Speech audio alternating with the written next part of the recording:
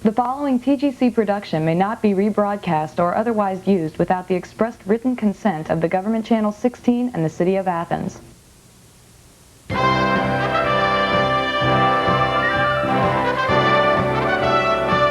Your local source for live meetings. The Government Channel presents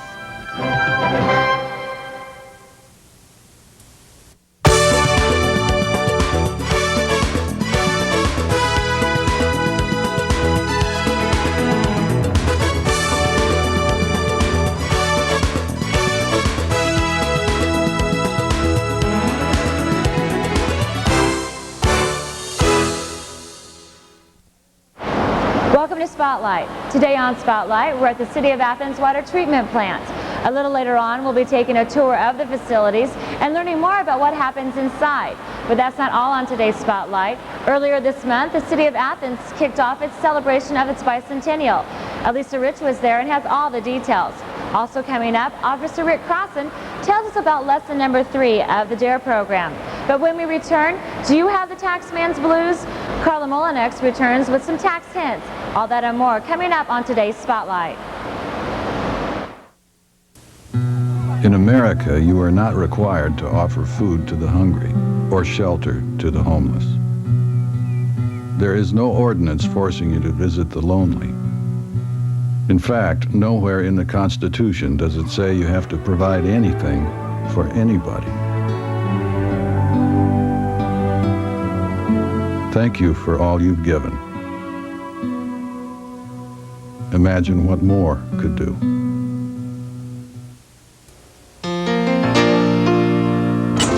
"20 kids. For 1 hour a week, you leave your concrete world of flip phones and faxes and talk to 20 kids about how business works. They will question everything, but those 20 kids will talk to 20 more. So by Saturday, what you said on Thursday could be halfway around their world. You get to make a difference. Could just make the rest of your week pretty dull.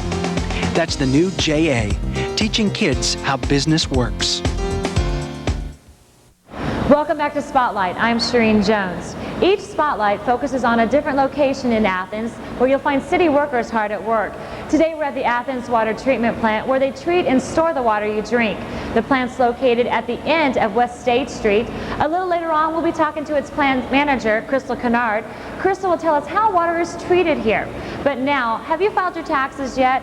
Well, if you're like most Americans, you'll wait until the last possible moment on April 15th.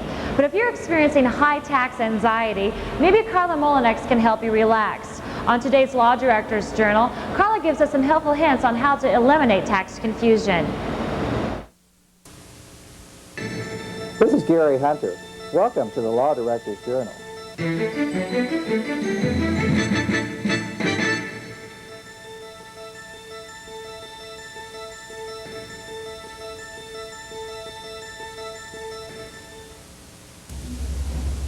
With tax season in full swing, this edition of the Law Director's Journal will focus on filing tax returns on the federal and local levels.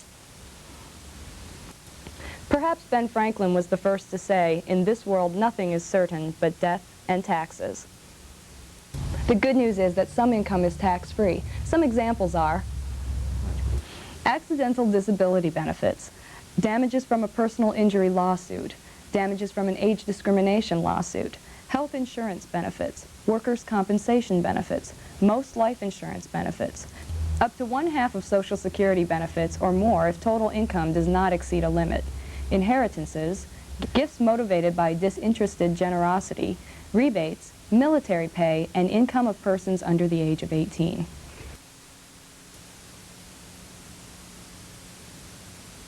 For tax purposes, you may wonder which records should be kept and for how long.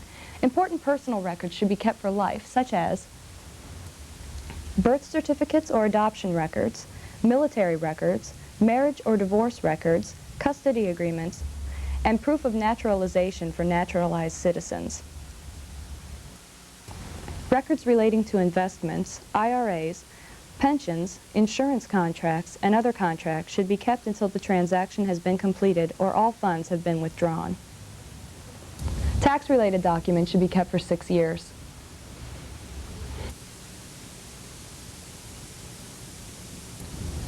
The IRS has established procedures for expediting refunds for taxpayers who are experiencing significant financial hardships. Significant hardships include medical emergency, imminent eviction, possible loss of job, imminent bankruptcy, or a financial crisis that will prevent the taxpayer from providing the basic essentials for the family.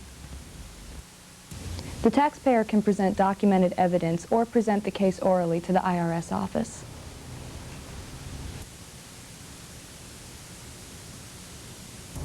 Anyone wishing for an extension beyond April 30th must make a written request to the city auditor. Not everyone in Athens City is required to file. You need not file if your employer withholds city tax or wages or pension is your only source of income.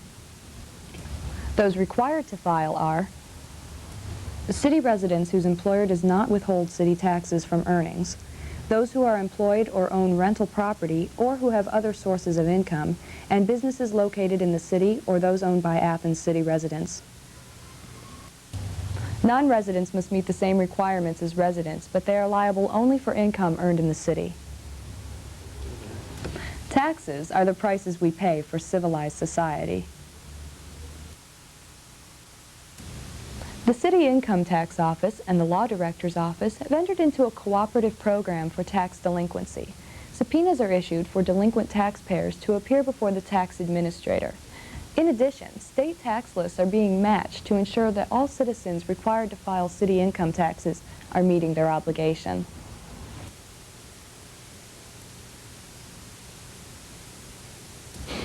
Remember that you must provide a Social Security number for any claim dependent at least 1 year old. And every 3 to 4 years, it's a good idea to check old W-2 forms to ensure that the Social Security Administration is recording your earnings correctly.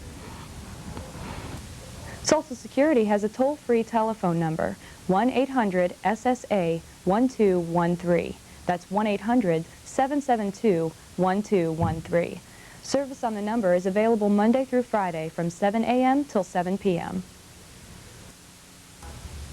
Charles Dudley Warner is quoted as saying, "The thing generally raised on city land is taxes."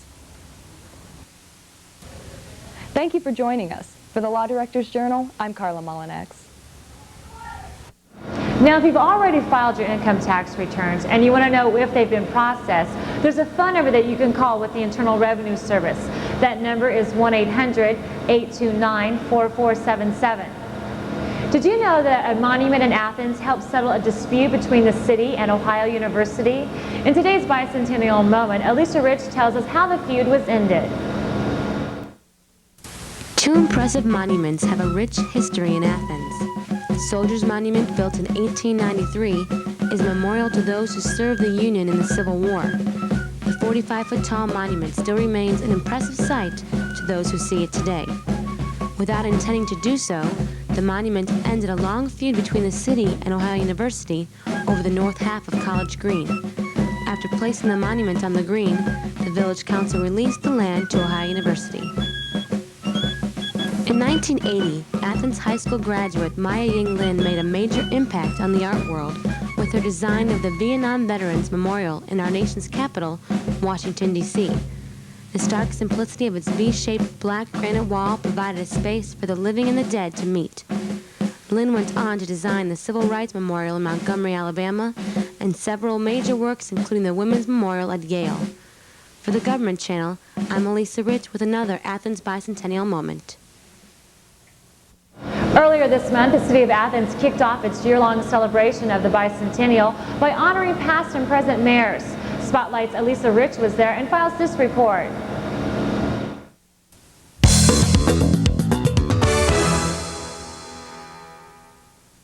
A bicentennial celebration takes time, effort, and excitement from the community, and it's obvious the City of Athens has all three. With Lieutenant Governor Nancy Hollister as the keynote speaker, the ceremony honoring the city's mayors kicks off just one of the main events that will take place this year. As a former mayor of Marietta, Hollister says this is an exciting year for the community and that everyone should participate to help celebrate Athens' history. It should be a lot of fun for everyone. People look at history and they think that history can be dull and boring, but it's not, because history is really exciting. because what happened 200 years ago is the reason that that Athens City is here today. 200 years ago, people decided that they would carve out a community and a university in the wilderness, and the result is Athens. And I think that's something to be acknowledged and to celebrate. Ohio University President Robert Glidden spoke about many of the famous leaders that have visited Athens and Ohio University in the past. And we have shared together the opportunity to hear many distinguished visitors. Eleanor Roosevelt, Dwight D. Eisenhower, John Kennedy, Lyndon Johnson, Jimmy Carter, Martin Luther King. And I'm told that we gathered to hear, not to hear, but to see Calvin Coolidge at a brief train stop in 1925. Silent Cal lived up to his name and didn't say a word. It's in this lobby of the city building where one of the commemorative plaques honoring Athens' 41 mayors will hang on permanent display. The office of the mayor was created in 1828 with Joseph Dana as Athens' first mayor. Mayor Rick Abel holds the office as the leader of Athens' 50th administration. Abel says he's proud to have kicked off Athens' 200th anniversary and is glad to have things underway. I'm relieved as much as anything else, because you planned for over a year to start out the bicentennial celebration for the city, and this is the first major event of it, and it's just nice to have it behind us, but nice to know that so many people showed up and had a good time, and we had good speakers, and a nice surprise from the Athens Middle School, too, with the birthday card. The 5-foot birthday card was presented to the city by students from Athens Middle School. I think when I reflect back, that's maybe when it may mean a lot more to me. Right now, it's just busy getting everything done that needs to be for the citizens. Reporting for Spotlight, I'm Elisa Rich.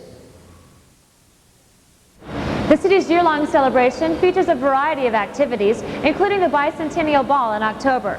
For all your bicentennial information, make sure you tune into the government channel. Coming up, we'll learn about the consequences of using drugs. But next, where does Athens get its drinking water? And how does it get it so clean? The answers to those questions and more when Spotlight continues.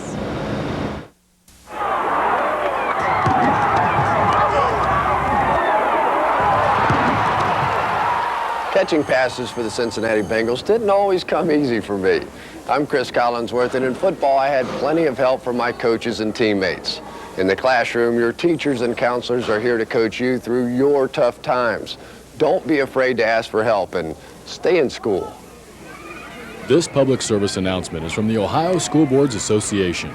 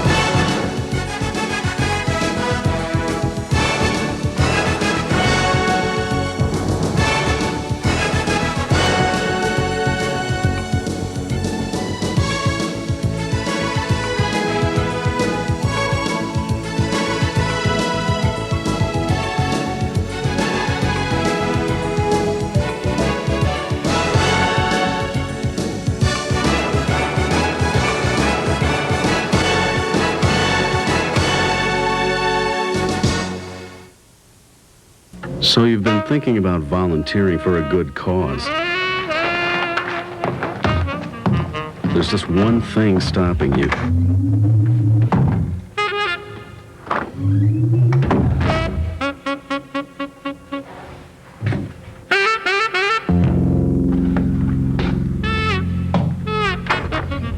You know, that thing, whatever it is, that keeps you from volunteering.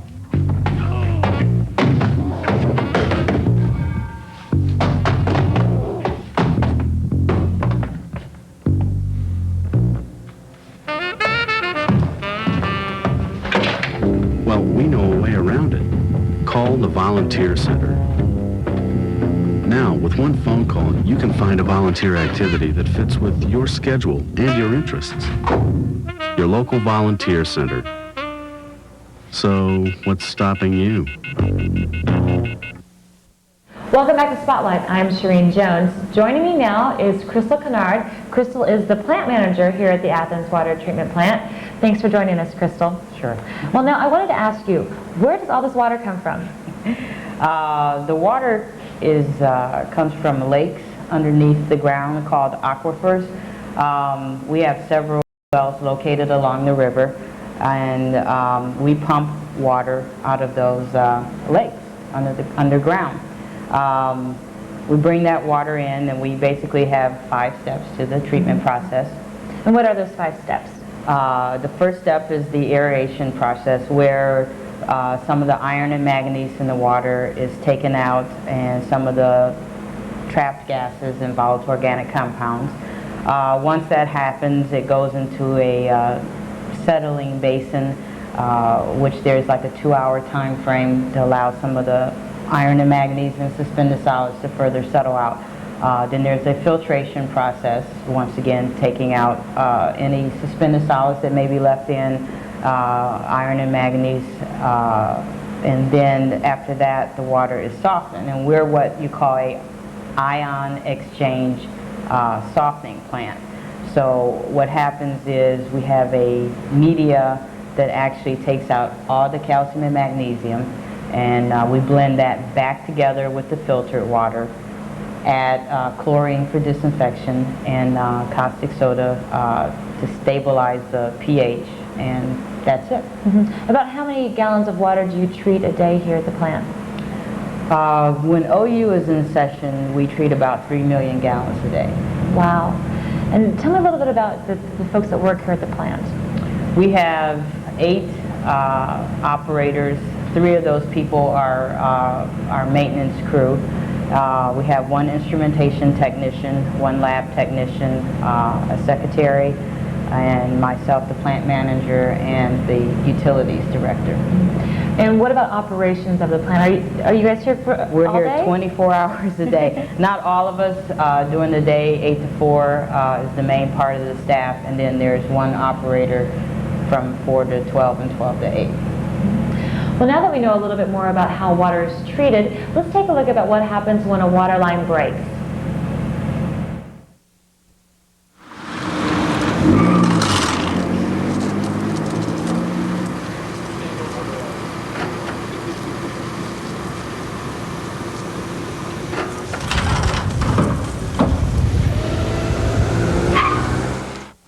Well, the day started out, what we had scheduled was Columbus Road. We took care of that problem. It was a storm line that collapsed. We finished it up this morning. They come down here. There's a sinkhole that had formed here. This has a storm tunnel in it, which has got a 24-inch line running into it, which was leaking around the line itself, which washed out all the sand and all the bottom from underneath the concrete and blacktop, which let the blacktop and concrete drop down in after the sand and everything had washed out and went down the tunnel. So we were just repairing it. We had to dig it up, repair the area.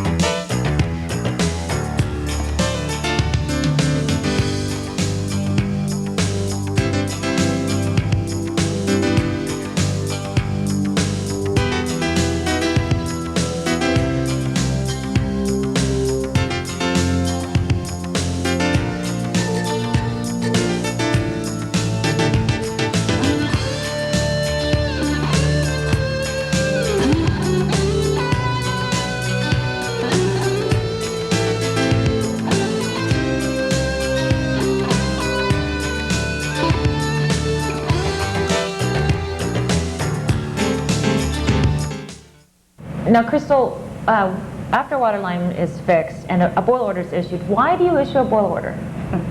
A boil order is issued as a precautionary measure. It's taken when there's a potential problem that could affect the water quality. For example, like the water line break.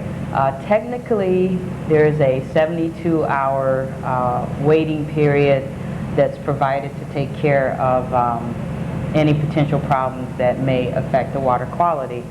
But to be safe, it was decided that boil orders would be issued immediately. So generally what happens, a water line break, a boil order is issued, the customer only has to boil the water that they plan on drinking. Mm-hmm. And that water gets boiled for 3 minutes at a rapid boil, and then they let it cool. And during that time, samples are collected and analyzed. The sample results come back. They're negative, and the boil order is canceled. And actually, during that whole time, the water was okay to drink. During the whole time the boil order was in effect.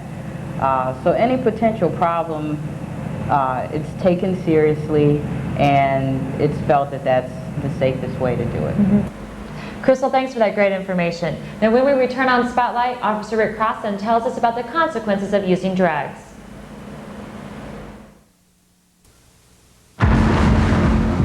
Someone out there needs help, and you've decided to save them. Every year, thousands of people die waiting for organ and tissue transplants. To be a donor, even if you've signed something, you must tell your family now so they can carry out your decision later. Otherwise, it's like throwing a 12-foot rope to someone who's 15 feet away. Share your life. Share your decision. Picasso painted the old guitarist during a period of depression that lasted 4 years, his blue period. Today, with new discoveries, 80% of depressive disorders are being successfully treated, giving hope to millions that maybe now nobody has to have a blue period.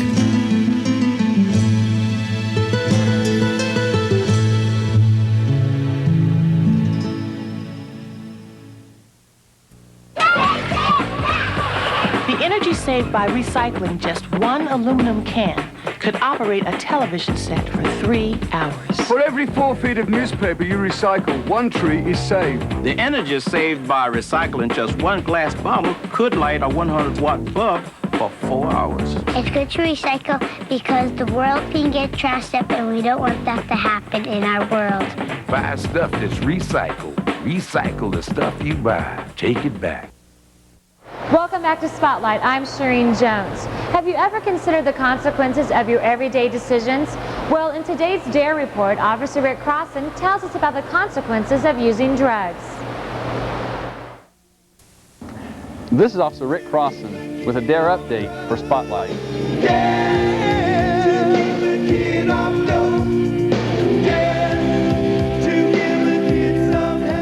Hi, I'm Officer Rick Crossan with your DARE update. And today's lesson number 3 in our DARE classes. Today what we're going to talk about is we're going to talk about consequences. Last week was lesson 2, and in lesson 2 we watched a cartoon video, and in the video we watched just 4 kids, Rissa, Tommy, Zach, and Sandy, went through the land of decision and choices, and how a couple characters tried to get them to use drugs and the effects of what these drugs had on the kids and what they can do to your body. When I talk about consequences, you know, I give them the definition as consequences, the results of something you do or choose not to do.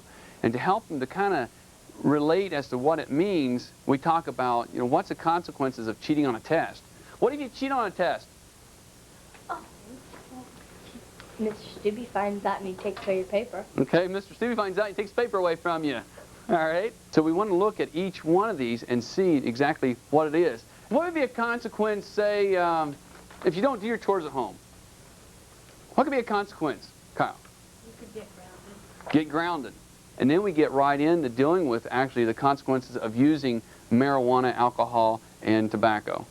But I want you to take and come up with at least 3 reasons or 3 consequences of using, say, tobacco, or 3 consequences of not using tobacco.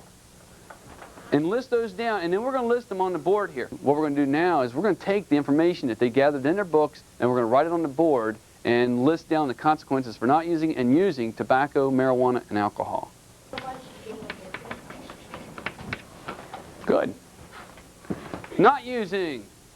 A negative would you might lose your your friends who do drugs.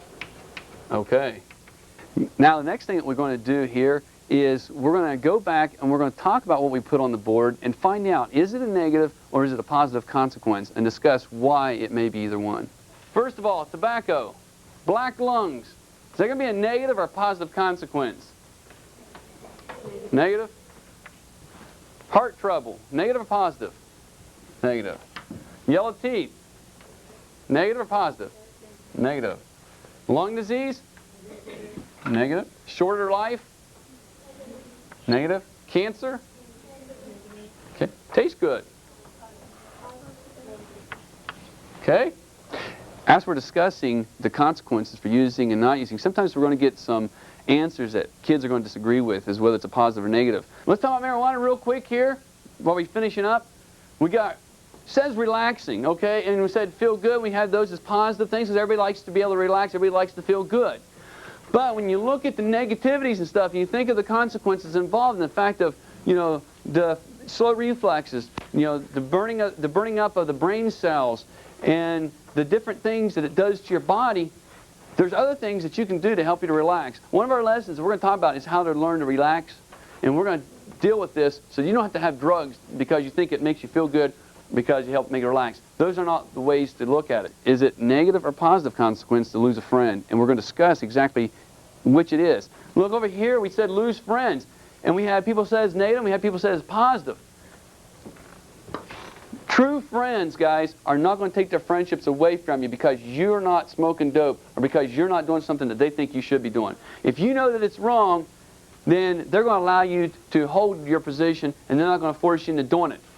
Lose friends, guys, if you lose friends because you're not using, those aren't true friends in the first place.